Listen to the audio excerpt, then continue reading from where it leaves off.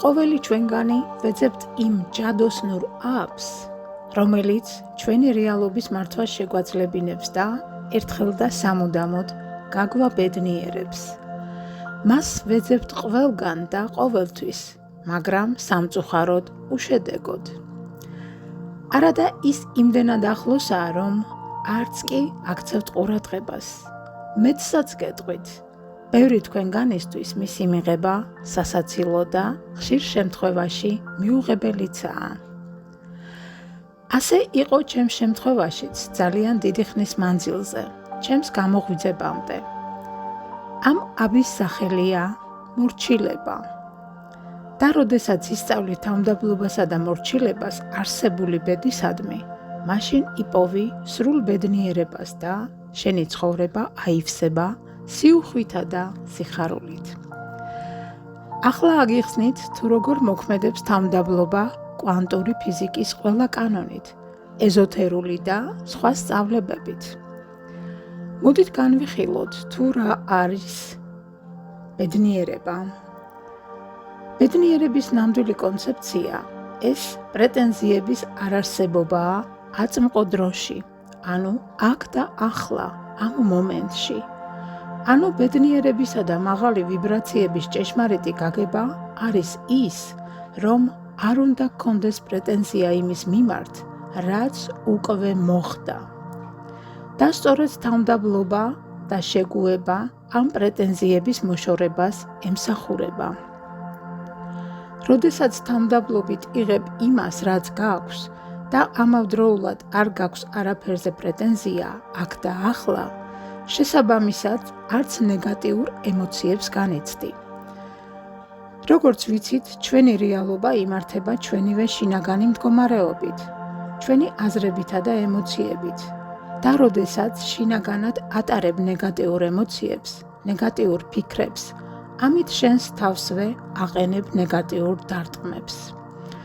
იწვევ ცეცხლს საკუთარ თავზე და ამას ყველაფერს შენი შინაგანი ნეგატიური მდგომარეობა, ემოციები, ვიბრაციები აკეთებს და ამით ჯოჯოხეთში იგდებ თავს. ჯოჯოხეთი რაღაც გეოგრაფიული ადგილი არ არის მიწის ქვეშ ან სხვაგან, სადაც ეშმაკები ბინადრობენ და აწამებენ და ცეცხლის ქვაბში წვავენ ადამიანებს, როგორც აქამდე გვაშინებდნენ. სინამდვილეში, ჯოჯოხეთის კონცეფცია არის ის მდგომარეობა, სადაც ნეგატიურ ემოციებს განიცდი და ისინი კი ქმნიან შენს რეალობას.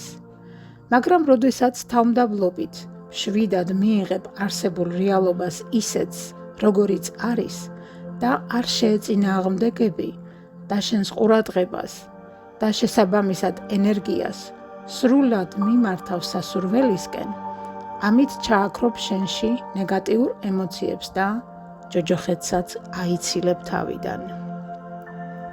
კიდევ ერთხელ გავიმეორებ, ბედნიერება და მაღალი ვიბრაციები ეს არის არსებულზე პრეტენზიების არარსებობა. ნებისმიერი ნეგატიური ემოცია, შიში, სასოწარკვეთა, რისხანება და ნებისმიერი სხვა ყოველთვის გამოწვეულია პრეტენზიებისგან და უკმაყოფილებისგან უკვე არსებული რეალობისადმი. და სწორედ მომხდარის თავმდაბლობით მიმღებლობა ის ჯადოსნური აბი, რომელსაც შეუძლია სამყაროს მართვა. როგორ? თუ რამე არ მოგწონს, კი ნუ გააპროტესტებ ან შეებრძოლები, რადგან ამით უფრო გაამრავლებ მას, არამედ მიიღე მადლიერებით. სხვას კი ნუ დააბრალებ რამეს, რადგან შემთხვევით არაფერი არ ხდება და რაც მოხდა, ესე იგი ასეა ამ მომენტისთვის შენთვისვე საჭირო. კარგად გააანალიზე სიტუაცია, აიღე პასუხისმგებლობა საკუთარ თავზე. მერე ჩართე სრული შინაგანი იგნორი პრობლემისადმი და ნუ გამოკვებავ შენი ყურადღებით. პირიქით, ყურადღება გადართე სასურველზე და იცხოვრე ამ შეგრძნებით. იცოდე, სადაც არის შენი ყურადღება, იქით მიედინება შენი ენერგია. ხოლო საითაც მიედინება ენერგია, ის იწყებს გამჟღავნებას მატერიალურ სამყაროში. როდესაც უპრეტენზიოდ იწყებ არსებულის მიღებას ისეთის, როგორიც არის, ამით იწმინდები ყველა ნეგატიური ემოციებისგან. პრეტენზია არის ყველა ნეგატიური ემოციის სათავე და მის არარსებობას სიმშვიდე და ბედნიერება მოაქვს. და როდესაც განთავისუფლდები ნეგატიური ემოციებისგან, მის ადგილს ავტომატურად დაიკავებს მაღალი ვიბრაციები, ანუ პოზიტიური ემოციები. კიდევ ერთხელ ავხსნი დაწვრილებით. როდესაც შენში ნეგატიური ემოციები ჭარბობს, შენ გაუცნობიერებლად ხელს აწერ იმ დოკუმენტს, სადაც წერია, რომ ცუდად გრძნობ თავს. ანუ პირობითად, სამყარო გასამატერიალურებლად შენი ემოციების გათვალისწინებით ადგენს დოკუმენტს და გაძლევს ხელმოსაწერად, სადაც აღწერილია შენი შინაგანი მდგომარეობა. და იმ დროს, რასაც განიცდი, სწორედ იმაზე აწერ ხელს, ანუ აცხადებ თანხმობას მიღებაზე, რაც მომენტალურად შედის ძალაში და მალევე მატერიალიზდება ის შენს ცხოვრებაში. ანუ შენი ემოცია ხორცს ისხამს. სიტუაციის თანმდაბლობით მიღება კი არ გაძლევს ამ დოკუმენტზე ხელმოწერის საშუალებას და გაძლევს ყველაფრის გამოსწორების შანსს. როდესაც არ იღებ არსებულს ისეთს, როგორიც არის და აცხადებ პრეტენზიებს, ამით ახდენ ნეგატიური ემოციების გენერირებას, რითიც სამყაროს წინაშე აცხადებ თანხმობას შენს რეალობაში შესაბამისი სცენარების შექმნასა და განვითარებაზე. მიმღებლობა კი არის ის ერთადერთი ჯადოსნური აბი, რომელსაც ვერავინ შემოგთავაზებს საკუთარი თავის გარდა. ის ყოველთვის თქვენ შიგნითაა, რომელსაც ხშირად არ იყენებთ. მიმღებლობით კი შენ ხარ დაცული, რადგან აღარ გაქვს პრეტენზიები და შესაბამისად არ განიცდი ნეგატიურ ემოციებს. ხარ დაუმარცხებელი, რადგან შინაგანად აიგნორებ ყველაფერს, რაც შენს ამაღლებულ ვიბრაციებს არ შეესაბამება და შესაბამისად აღარ მატერიალიზდება ის შენს ცხოვრებაში. შესაძლოა აქამდე ამაზე არ დაფიქრებულ ხარ, მაგრამ ამიერიდან გაცნობიერებულად შენი პოზიტიური აზრებისა და ემოციების ძალით შექმენი შენი სასურველი რეალობა.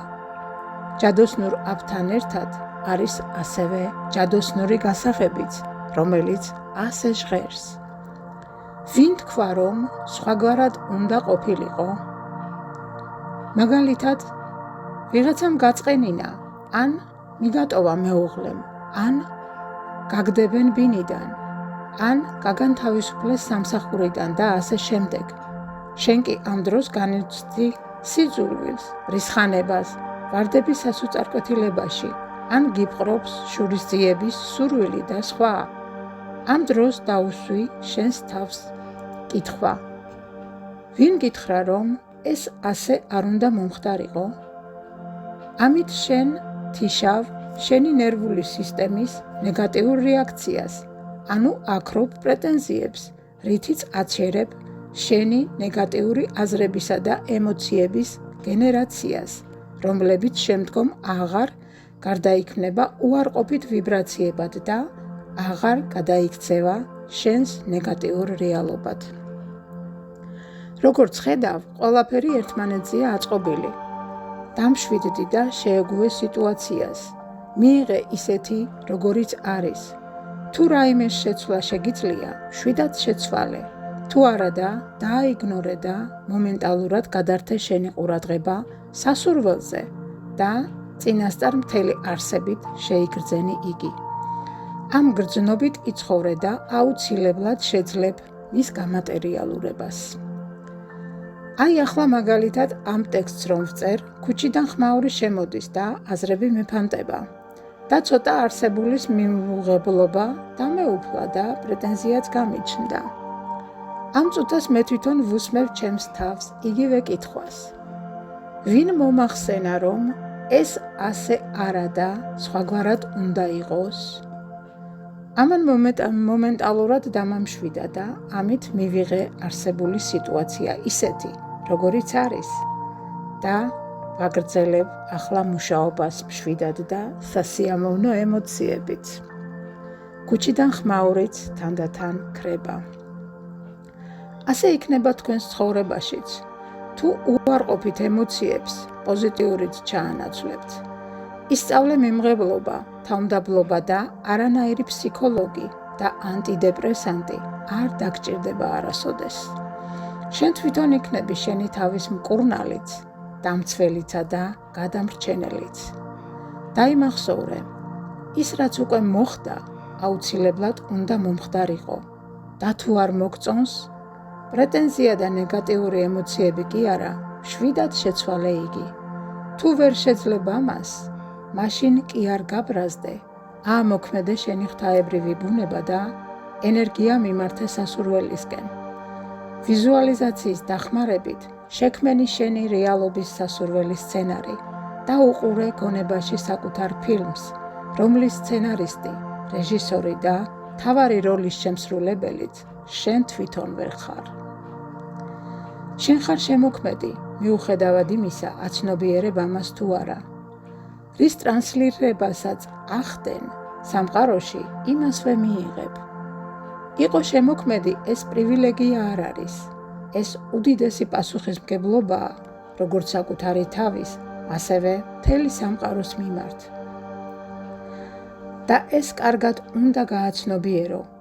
როდესაც გააცნობიერებ, რომ რაც შენს თავს ხდება, შენივე არჩევანის შედეგია, მაშინ აღარავის დაადანაშაულებ და აღარც პრეტენზია გექნება არც მთავრობის, არც მშობლების, არც პარტნიორის და არც ღმერთის მიმართ.